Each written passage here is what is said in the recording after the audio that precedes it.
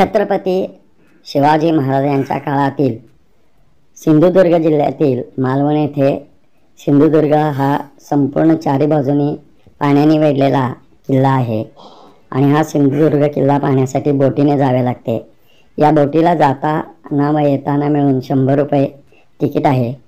ते तिकीट काढून आम्ही आता या किल्ल्याकडे निघालेलो आहोत। हा सर्वसाधारण 1600 साली बांधलेला किल्ला आहे आणि अजूनही तो जरी पाण्यात असला तरी भक्कम आहे आणि चारी बाजूने पाणी असून देखील याचं बांधकाम भक्कम असल्यामुळे तो अजून त्याचे राहिलेले आहे। काही अवशेष त्यातले पडलेले आहेत तरी देखील अजूनही काही अवशेष या किल्ल्यामध्ये शिल्लक आहेत। तर हा किल्ला पाण्यात असल्यामुळे हे खास आकर्षण कोकणामध्ये आहे। जसा मुरुड जंजिरा हा किल्ला देखील पाण्यात आहे तसा हा सिंधुदुर्गचा किल्ला पाण्यात असल्यामुळे खास लोक बोटीने पाहायला जातात। तर असा हा आता आम्ही किल्ला पाहायला निघालेलो आहे।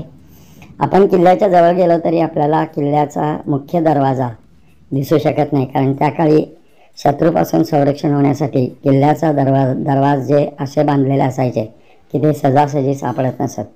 त्याप्रमाणे इथे देखील हा जो किल्ल्याचा मुख्य प्रवेशद्वार आहे ते जवळ जरी आपण गेलो तरी आपल्याला दिसत नाही आणि अशा प्रकारे आम्ही आता आमची बोट या किल्ल्याच्या मुख्य दरवाजाजवळ जात आहे। आता आम्ही निघालेलो आहोत। तर आपण पाहत आहात हे किल्ल्याच्या मुख्य प्रवेशद्वाराकडे आमची बोट आता पोहोचत आलेली आहे।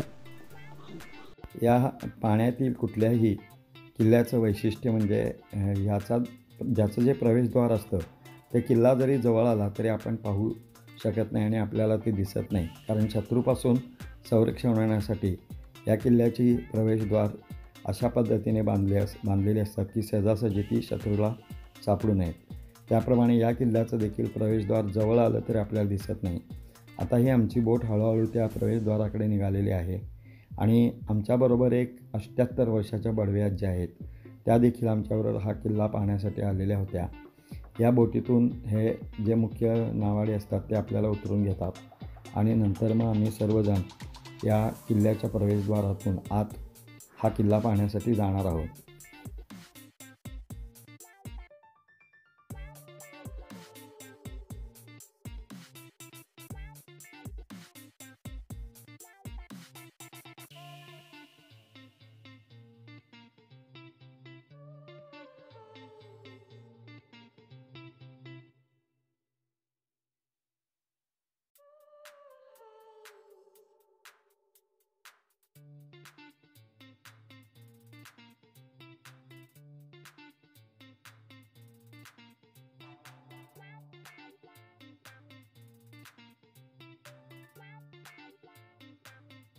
आता आपण समोर पाहत आहात हे किल्ल्याचं दिसतंय।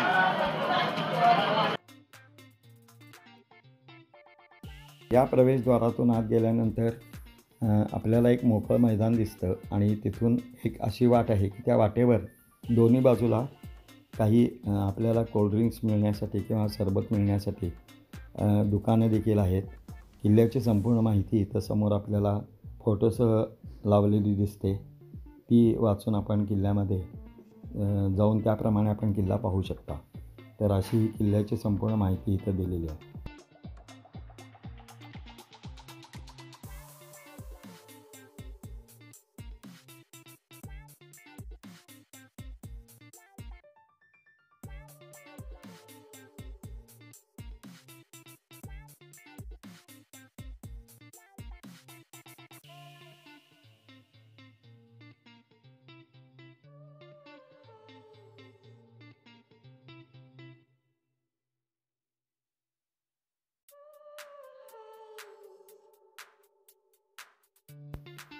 आता आम्ही शिवमंदिराकडे चाललेलो आहोत। या किल्ल्यामध्ये आपण असं थोडासा रस्ता चालून गेल्यानंतर छत्रपती शिवाजी महाराजांचं स्मारक असलेलं शिवमंदिर आहे। ते शिवमंदिर आपण सुरुवातीला पाहतो आणि नंतर आपण त्याच्या शेजारीच एक म्युझियम आहे ते पाहणार आहोत। हे शिवमंदिर आहे, ते शिवाजी महाराजांची प्रतिमा स्थापन केलेली आहे आणि त्याच्या शेजारीच एक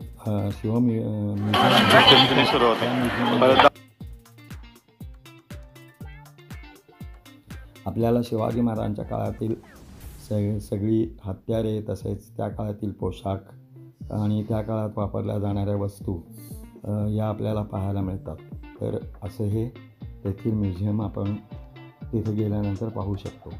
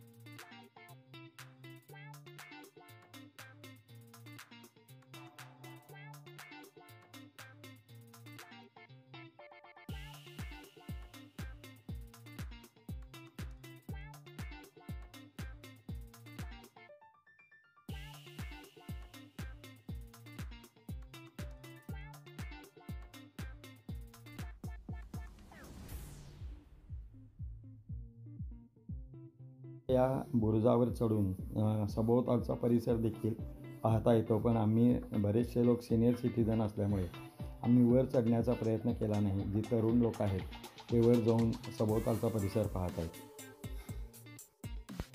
आम्ही आता हा किल्ला पाहून परत बोटीने किनाऱ्याकडे निघालेलो आहोत आणि जाताना वाटेत आम्हाला हे पॅरासिलिंग करणारे लोक देखील दिसले. इथे येणारे पर्यटक पॅरासिलिंग किंवा स्कुबा डायव्हिंग तसेच स्पीड बोट ह्या देखील गोष्टीचा खूप छान असा आस्वाद घेतात. ते बघा माणूस का बसला खुर्चीवर सांगितलं ना पाण्यात नसतं गेलो आता खाली आलं का नाही पाण्यात जाते खाली पाय सोडले बघा. होय त्या पाण्यात पाय जातात कुठल्या वस्तू घेतलं त्याला